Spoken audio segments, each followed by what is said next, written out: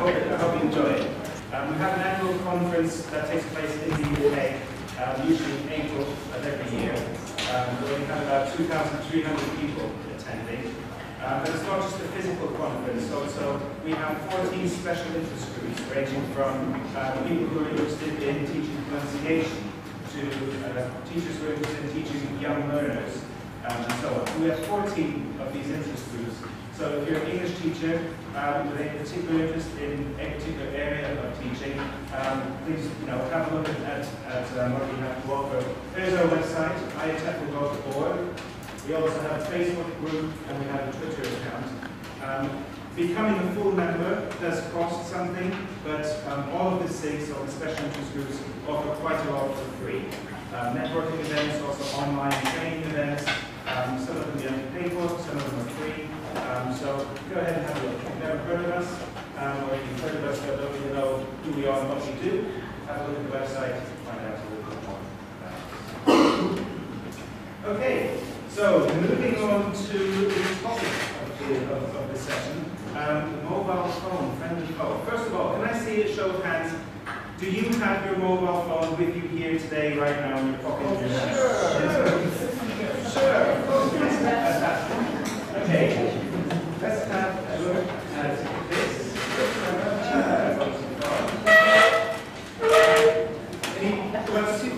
What is that, DJ? Who might that be?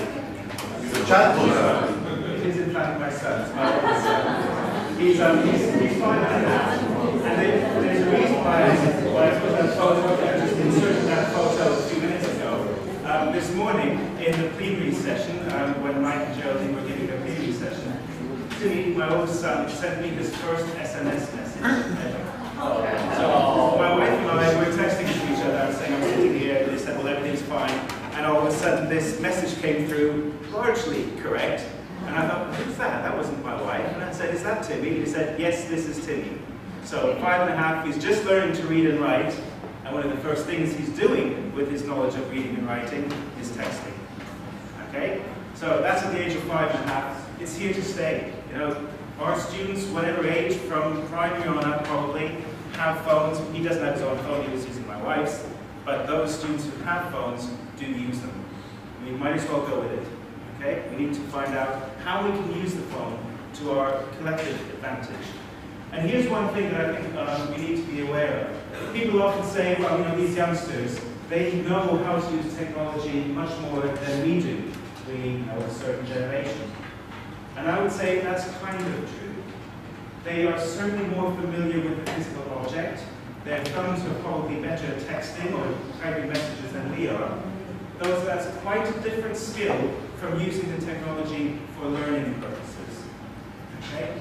Kids know how to read from a very young age. They learn 5, 6, 7, 8.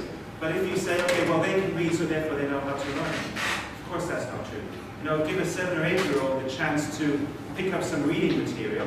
They're not going to pick up a book of English grammar. They're going to pick up a comic.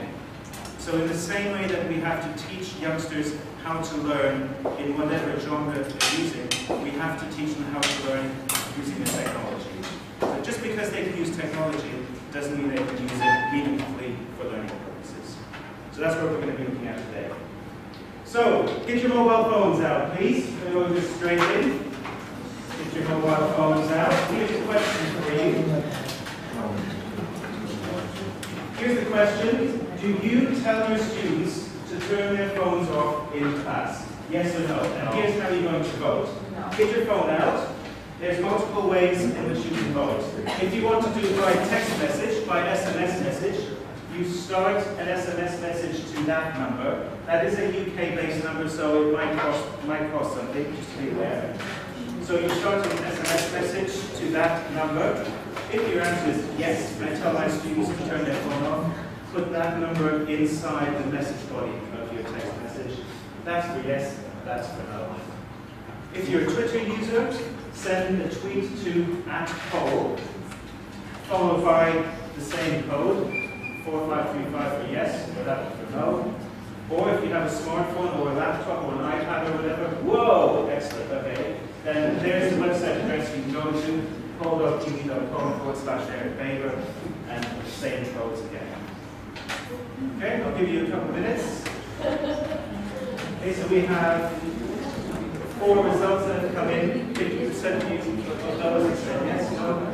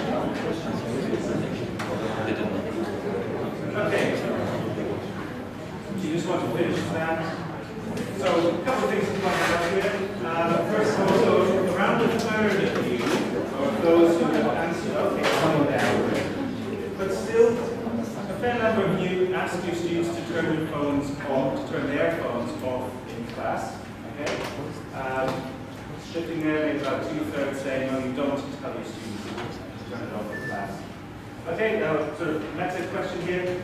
This is one thing that this is a type of activity that you can do with your students in the classroom. Beforehand, you can set up a poll like this, and then in the class, get your students to vote using their mobile phones. Okay? Now, some of you might rightfully say, yeah, you can just ask them to raise their hands, yes or no. Of course, that's right. So for a yes-no type of answer, I don't actually think I would use this type of poll. I would just ask them to raise their hands. But this polling mechanism is something you can use to get much richer feedback on more complex type of questions. And here's one I made earlier. Okay, so here's the mentioned poll, same thing again, same concept. How many of your students bring a mobile phone into the classroom? And here we've got percentages. So if you think about 100% of your students bring their phone in, that's the code. Same numbers again, so there's the same number. 75 to 99%, 50 to 74, 25 to 49, or less than 25%. So how many of your students, percentage-wise, bring their phones into the classroom?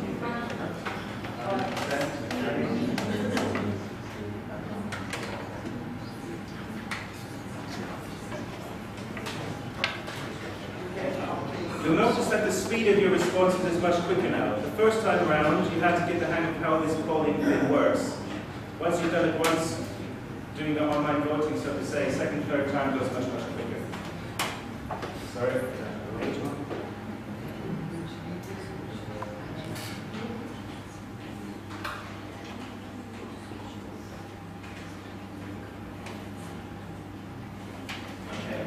So the significant majority of you are saying that 100% of your students bring phones into the classroom. Okay, so as I say, let's use them. Here's the last question before we go into some things. Smartphones versus dumb phones. What's the difference? What is a smartphone and what is a dumb phone? Okay, so which one has internet connection? Smartphone. Okay, the most popular one you're probably almost familiar is the iPhone, exactly, or Android. The main difference is that a so-called dumb phone will make phone calls and SMS messages, and that's pretty much it. Whereas a smartphone, as you say, will have internet access, you can browse the web maybe, and also very importantly, you can use mobile apps with them. That's a big thing. Okay, so last question over to you. How many of your students, or how many of the phones in your classroom do you think are smartphones? What percentage of your students' phones are smartphones? 100%.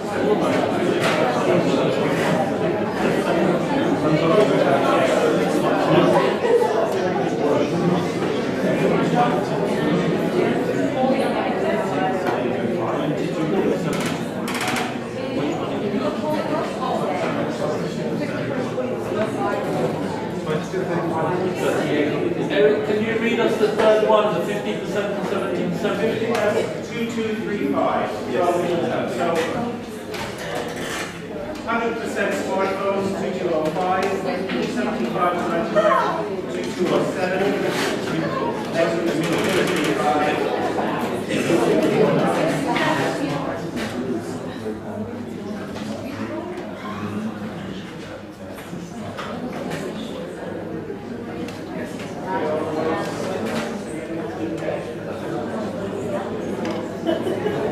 Okay, that's fine. What I find very interesting there is it's certainly just like in most cases, over 50% of the students' mobile phones are smartphones. That's actually, globally speaking, that's a very high percentage. So that's, in a way, that's lucky for you because that means that you can do lots more with them. Okay, and here are some of the things that you can do then. I'm going to spend about 10 minutes, 15 minutes or so demonstrating some apps, some mobile apps that you can use with your students. And then I'm going to rearrange you, and I'm going to get you to do a few activities with your mobile phones yourselves. The first one is the following.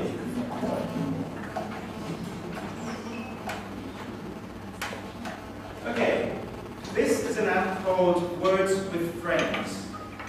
Does anybody recognize this? What does this remind you of? Scrabble. Okay, it is very similar to Scrabble. So users can play this on their own. And this, I mean, with my students, I have there's Scrabble in the classroom. Is it going? Yeah, I'll just look at myself there. Okay. I've used Scrabble in the classroom, maybe sort of like class. Also for it's a really good active vocabulary activity, I find. I'm going to show you Scrabble as well.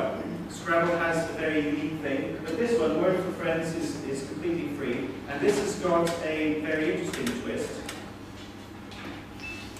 If you say, so click on, I've created on Create down there, so I can create a new Words with Friends. And here's the interesting thing. They can play it with each other's Facebook friends. Okay, so if I have a Facebook profile, I have friends on Facebook, I can invite a friend of mine via Facebook to play online right away. Similarly, you can find a random opponent. So I'm at home on my own in the evening, I want to play this version of Scrabble. I can find a random opponent and it will find me somewhere.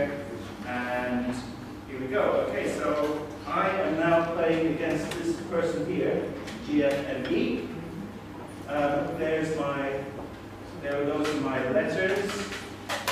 Let's just give this a quick go. Okay, can anybody see the good words that I can make with those letters? Sorry? Diary. Here we go, diary. Okay, then play, submit. Okay, the second one, this is actually terribly unfair because somebody out there in cyberspace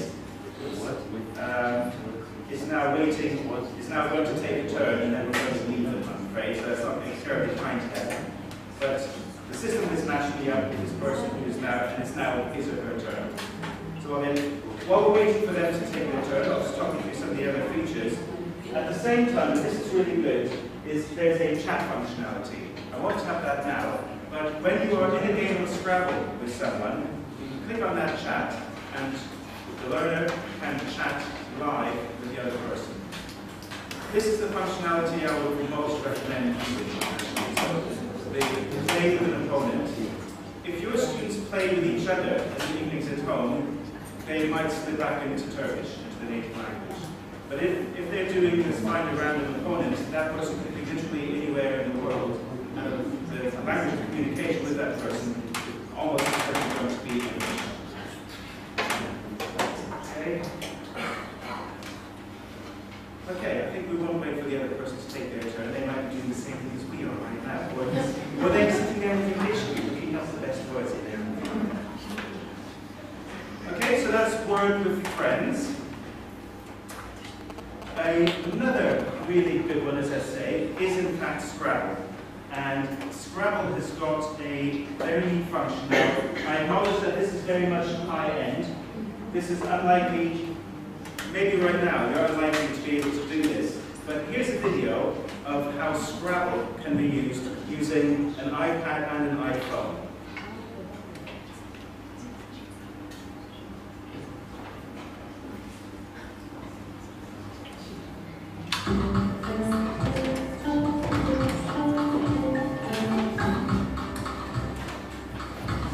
Okay, so that's very traditional. Here's somebody playing Scrabble against the machine.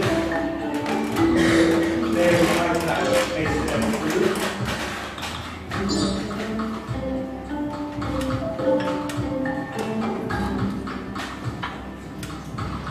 Scrabble also has a hint functionality, so the user gets stuck on the iPad and gives the hint. This is neat. If you've got two iPhone or iPad users, they can connect to each other, sit opposite like that. They will see the same thing on each other's screens. And this is really if you've got an iPad in the middle and multiple users with the iPhone. The iPad becomes the table. On the iPhone, they've got the letters, they flick them across, and they appear on the iPad.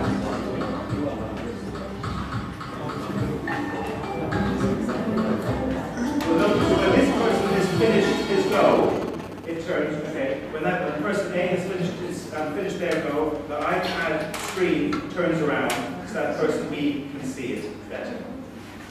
Okay? Yes? Is it available for Android system? Not yet, not at the moment. So, as I say, I know that this is high-end, so what you would need is you would need one iPad and multiple students with iPhones. Not many places will have that, but it's, no, if you do have that sort of setup, this is sort of thing. Okay, so as I say, Scrabble and the word of friends, I think are very, very good vocabulary building and spelling practice tools as well. Okay, here's another app. It's called My Wordbook. This is the only Cambridge thing I'm going to show you. Please note. Okay, this is both a learning and a reference tool, if you like. Okay, so I've started it up already. I've already signed in, and there's a reason for why you need to sign in. I'll tell you later. I'll show you later. So this is called My Wordbook, and that's exactly what it's meant to be. So here it is a word, boiling. It gives you the part of speech. If I tap on translation, I myself can tap into there, and sorry, I need to click on edit.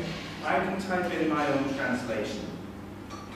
Okay, now that word that was in there, boiling, came with the app when I downloaded it. But students can create their own words within the app. Okay, so here I can type in the translation. I'm not going to right now, and then I can save it, and the translation gets stored in there. So this is a sort of a reference book. So this, to my mind, is the one app that I think all the learners should always have on their phones.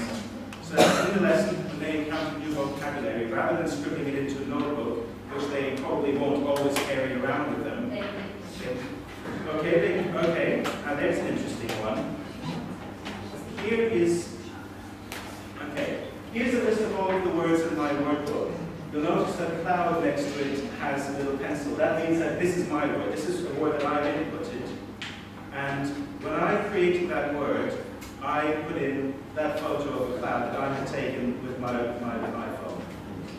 Okay, so if that's what your students do, if they take photos of the word, they can put that into the app, add the word, add the part of speech, add the translation. They can also add sound.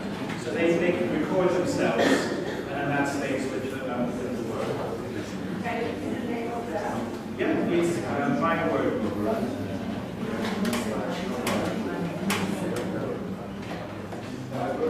My Word, all one word. Okay, so that's a sort of learning, or as a reference tool. You can then also use it to practice the words that you put in. And here there's various settings, so we'll just set it to 1 minute.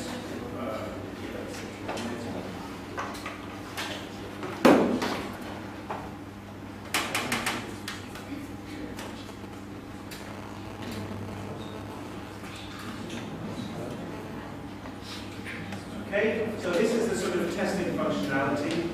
It brings up the photos if there is one. So what is that a picture of? That show.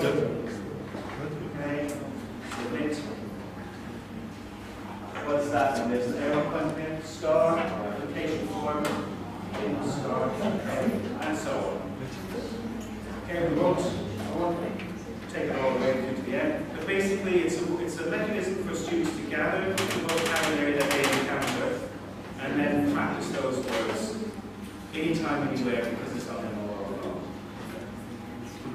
Okay, just to sort of go back to what I said at the beginning, we asked students to sign in because this app does work on different platforms, different types of mobile phones, iPhone, iOS, and Android. So when they create their workbook, if they give a different phone or whatever, all of the data will be transported to the other phone, or indeed their laptops or PCs. Okay? Yes? Is that only available in English? In what the words, the downloadable words? Yes, could you use that? For example, I'm learning Turkish. Could I use this app and make it into a Turkish equivalent? Yes, you can. I mean, in a way, the shell is in English, Right. but you can input words in any language you like. So if I click on, hang on, so if I go to new word, you enter the word in Turkish, and then the translation would be in English. Right. So it's an empty shell, if you like. You can put it in language you like. Okay.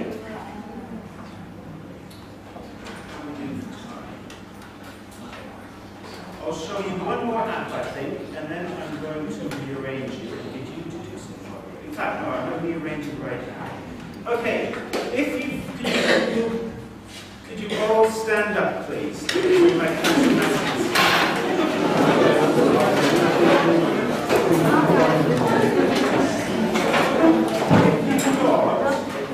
if you've got a smartphone, you come up here, please. If you've got a smartphone.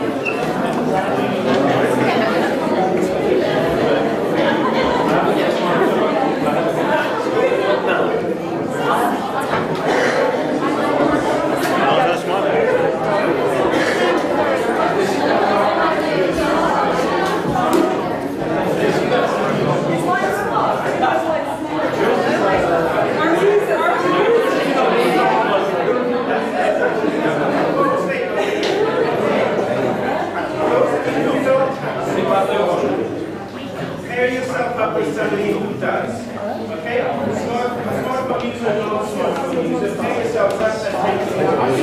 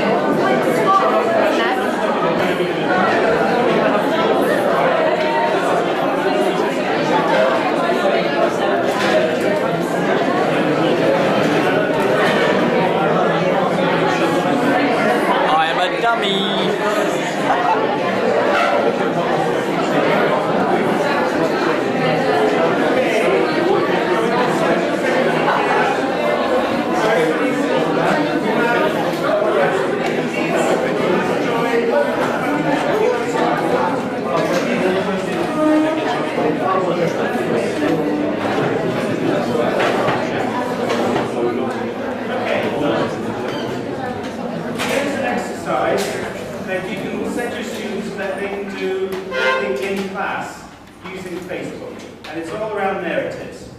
Okay, what I'm going to do in a minute is I'm going to ask each of you to, in your pairs or groups, think of the beginning line, the beginning sentence of a narrative. For example, once upon a time there was a prince who lived in a magical kingdom. Or, this morning as I was walking into school, I saw something absolutely unbelievable. Or, it only seems like yesterday that I met my husband alright. Okay? So I'll give you in your pairs, I'll give you 1 minute to just discuss, no writing down, the opening line of a narrative. Just the opening sentence. 1 or 2 minutes.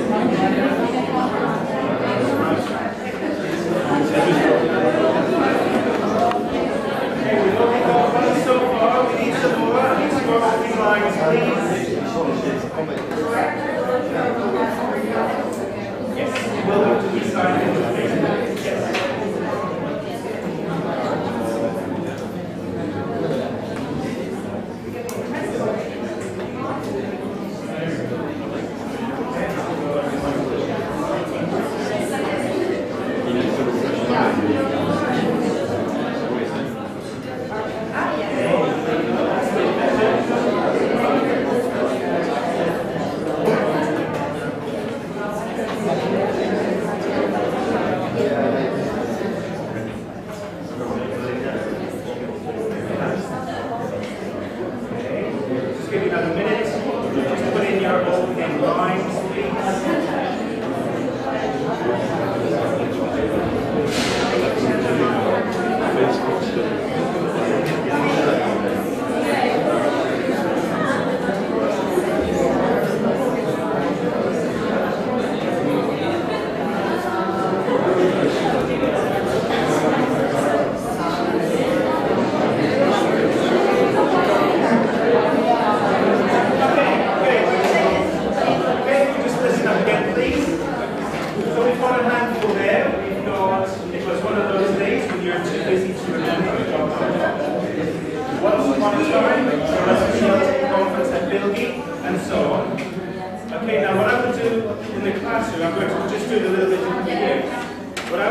classroom is give each group a letter.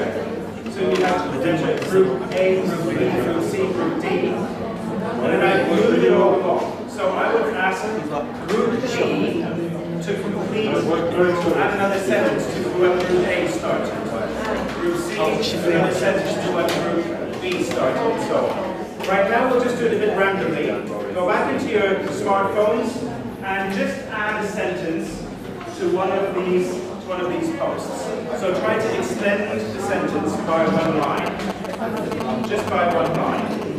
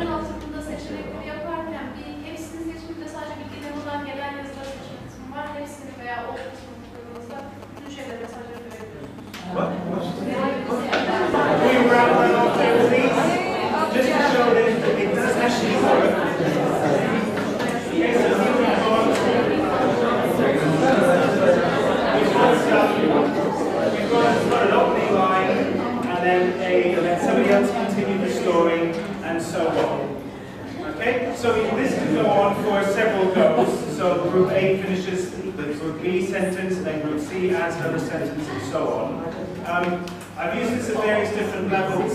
At an advanced level, probably not so much, but it works very well at my sort of A2, B1 level, especially if we've just been talking about narratives, beginning, middle, and the end of the story, and so on.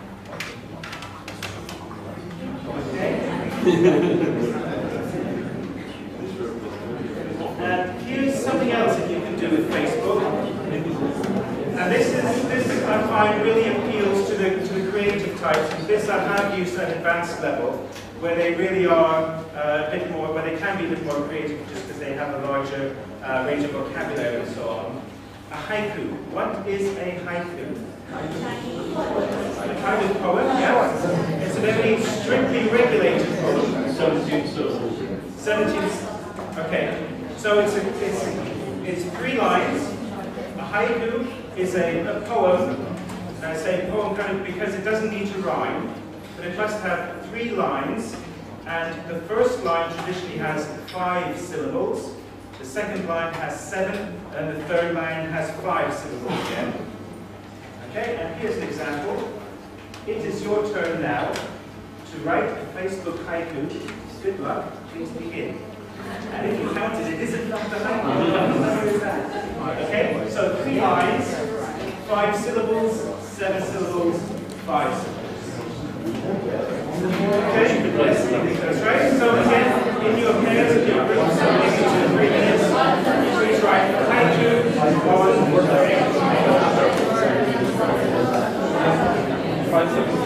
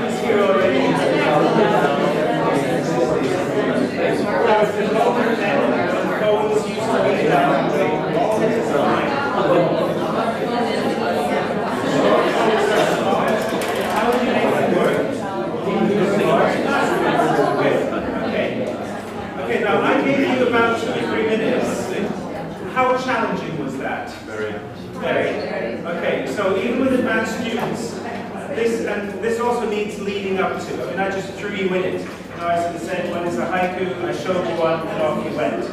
You could almost build an entire lesson around this, or certainly, a half-hour activity.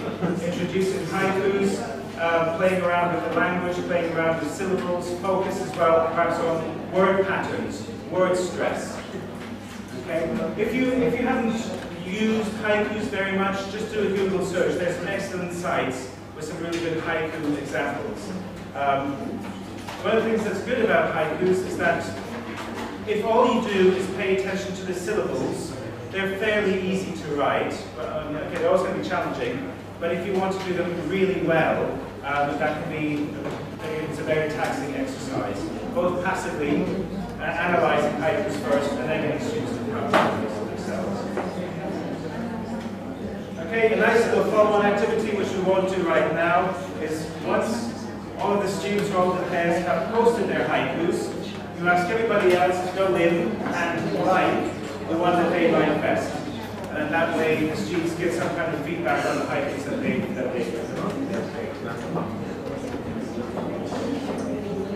Okay, any questions or comments on haikus? Okay. Can I ask a question? Yes, sure. Should they be meaningful? Any messages? Should they give any messages or meaningful? Traditionally they are quite introspective or, what's the word? Descriptive. Quite often haikus are about nature, so they might be about clouds and trees and and the emotions that they evoke. But really they can be about anything.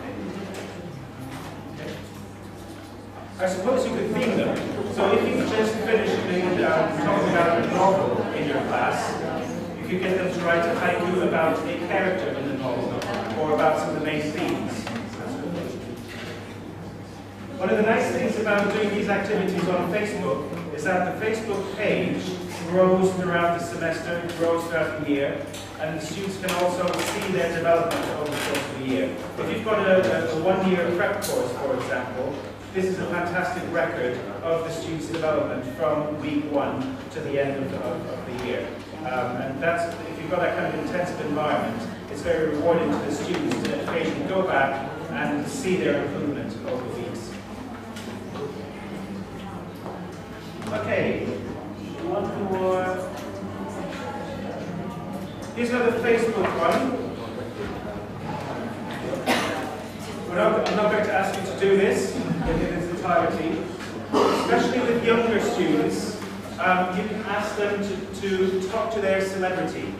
Most celebrities nowadays have a Facebook page. Okay, so here are some examples. Ashton, what's his other name? Thank you, ladies. So an actor, Jennifer Lopez, singer, actor, but it needn't be sort of media. It can also be authors, for example. So get your students to go onto Facebook and find a celebrity that they admire, and then talk to them. Now, I wouldn't ask them to do that just totally randomly. I would set them a specific task. Okay, we'll skip that this time.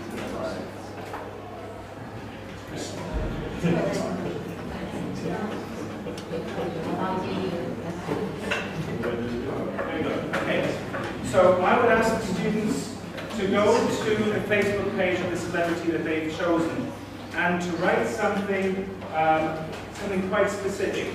So ask them to write maybe 5 sentences, including why they admire them, something tangible that they've experienced about that person. So if the person is a musician, ask them to write a critique of their latest CD, for example, or the latest concert that they've gone to. If it's an author, a critique of their latest book. So not just, hi, I love you, I think you're great, but actually something with a fixed set of criteria. Okay, now those are my criteria. You might want to set your students their own. So, but I would advise to set them a certain length, 5 lines, 10 lines, whatever, and maybe 3 things to write about. Okay, one last thing, which I'm not going to ask you to do again, but especially with higher levels, this works very well. Textual genres. What might I mean by that? If we're thinking about mobile phones and all that sort of stuff, what am I talking about? Sorry?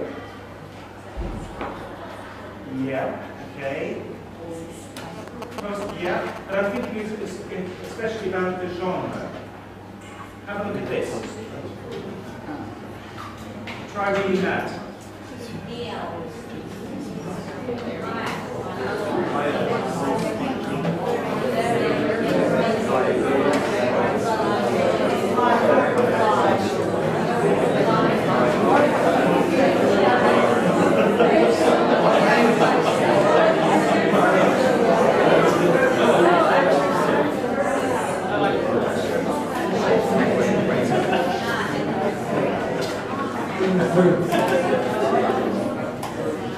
Okay, so this was the original.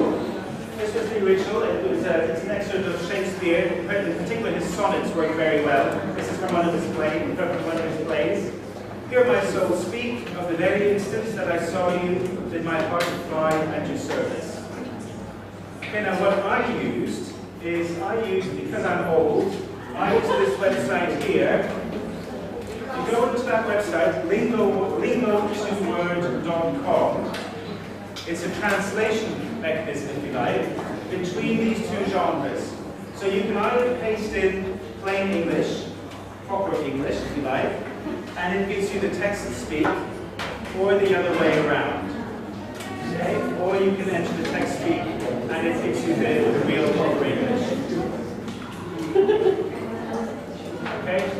Now here's what I would do with that. I think whether we like it or not, you learners, or especially their native language, youngsters are using this type of text speak. They are. We can try forbidding it, but it's not going to work. You know, any influence in the past to contain language and to stop language from evolving has nearly always failed. So we've got to learn in a way to go with it. Now, I'm not saying that we need to teach our students how to write like this, but I think we do need to raise awareness of the differences. Now, in the same way that we teach the difference in the language we use between writing a letter of application versus an email to a friend, we teach the different genres.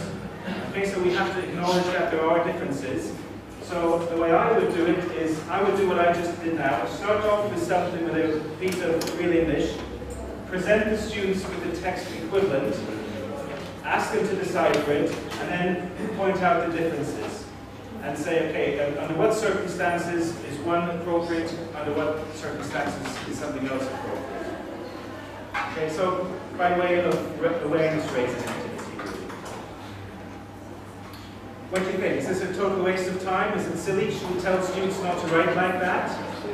Or do we need to work with it? Work with it. Okay, so again. Sorry, could everybody listen up, please? Yes, okay.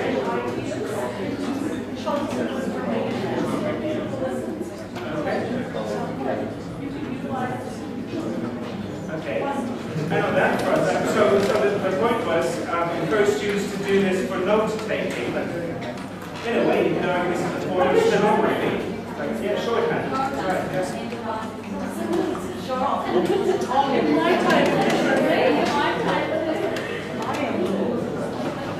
Okay. And on that note, so I hope you found those useful. There are some mobile apps there and some activities, especially for use with Facebook. Any questions or comments? Finish off. Otherwise, I'll let you get some fresh air.